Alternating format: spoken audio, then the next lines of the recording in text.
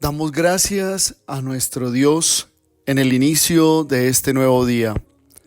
Hoy es viernes 14 de agosto de este año 2026. Nuestra semana va terminando y la misericordia del Señor nos acompaña. El Señor, que es bueno, nos llama a escuchar hoy su palabra para que nuestra vida se llene de su sabiduría y poder en todo tiempo comprender que nacimos para hacer la voluntad de Dios. Dejemos todo en las manos del Señor, que nada nos ate a este mundo ni nos preocupe, porque el Señor, que es nuestro pastor, va delante de nosotros.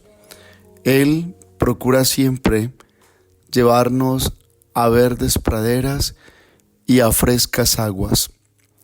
Jesús es el Señor y Él nos da vida. Lectura del Santo Evangelio según San Mateo. Gloria a ti, Señor. En aquel tiempo se acercaron a Jesús unos fariseos y le preguntaron para ponerlo a prueba: ¿es lícito a uno despedir a su mujer por cualquier motivo? Él le respondió: ¿no habéis leído que el Creador en el principio los creó hombre y mujer?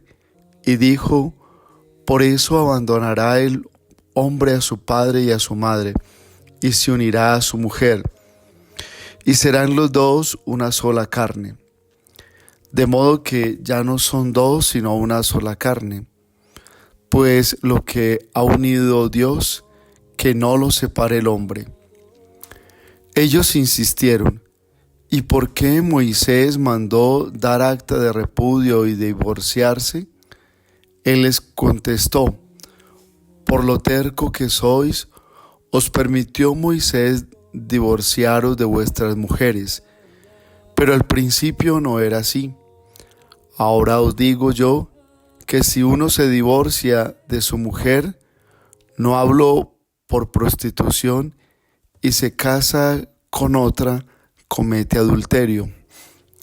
Los discípulos le replicaron: si esa es la situación del hombre con la mujer, no trae cuenta casarse. Pero él les dijo: no todos pueden con esto, solo los que han recibido ese don.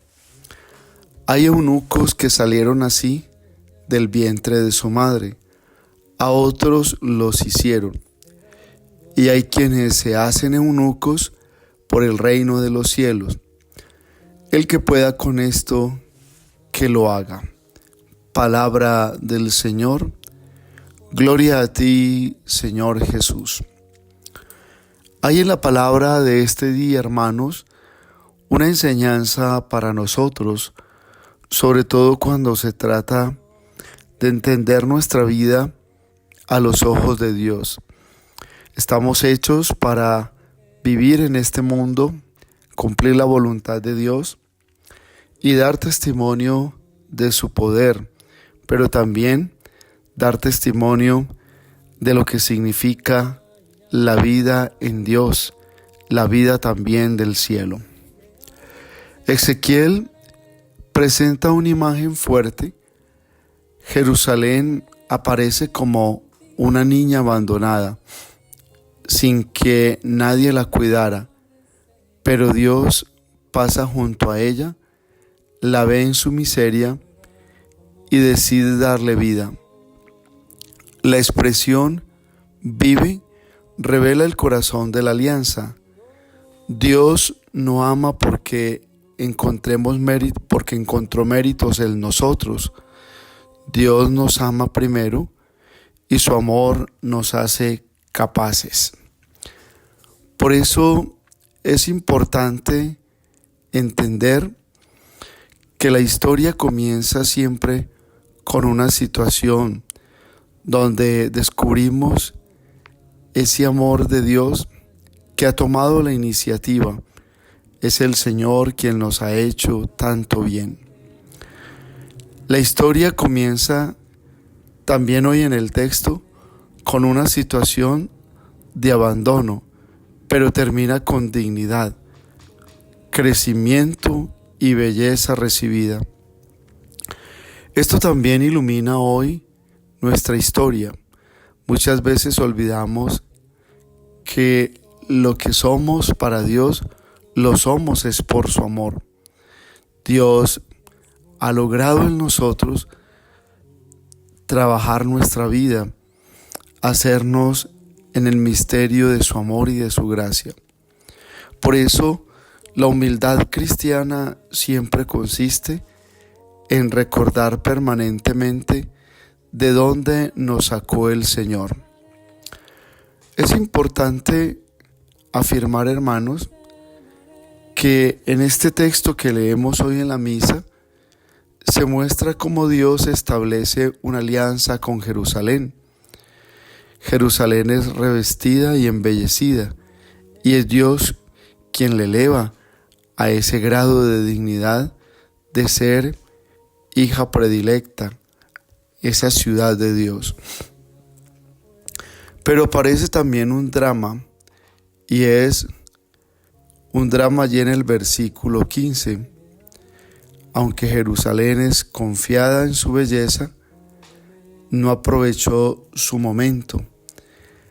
Aquí se está dando un centro claro de la denuncia profética de Ezequiel. El don recibido puede convertirse en motivo de soberbia cuando dejamos de reconocer al Creador. La belleza, los talentos, el liderazgo, los bienes, los ministerios, los reconocimientos e incluso los frutos de nuestra vida en la iglesia pueden convertirse en una trampa si empezamos a alimentar con ellos nuestro ego. El problema no es tener dones, el problema es apropiarse de ellos como si fueran exclusivamente nuestros. Una ética verdaderamente cristiana nace de la gratitud. Señor, todo lo que tengo lo he recibido de ti. Por eso no puedo usarlo contra ti ni contra los demás. Por eso en los versículos restantes aparece una luz decisiva. A pesar de la infidelidad, Dios recuerda su alianza y promete establecer una alianza eterna. El final no está determinado por el pecado, sino por la misericordia de Dios. Pero esa misericordia no elimina la responsabilidad. Esa misericordia nos lleva al arrepentimiento y nos lleva precisamente a darnos cuenta de los errores que cometemos cuando no reconocemos que lo que somos y tenemos viene de Dios. La vergüenza aquí no debe entenderse como una humillación destructiva, sino como el reconocimiento sincero del mal cometido. Por eso, en el Evangelio de este día, también hay una enseñanza para nosotros. Jesús está allí en medio de los fariseos y le hacen una pregunta: ¿es lícito al hombre repudiar a su mujer por cualquier motivo?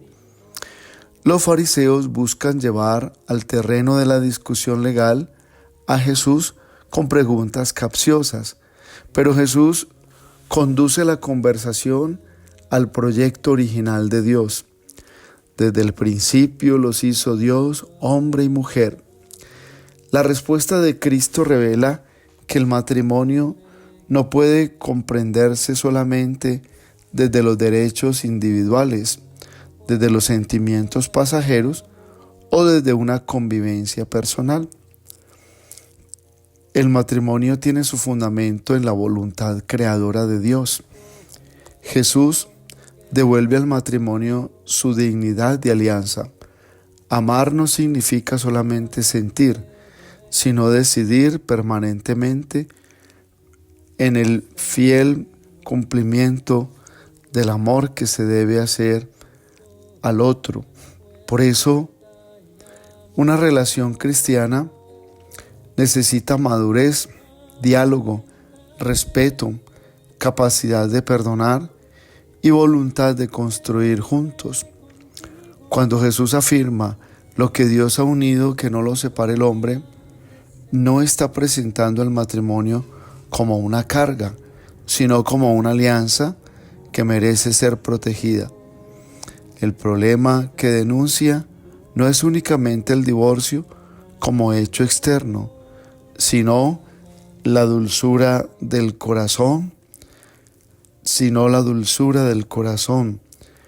porque cuando dejamos de mirar al otro como persona y comenzamos a mirarlo desde nuestros intereses, la vida se distorsiona en su proyección.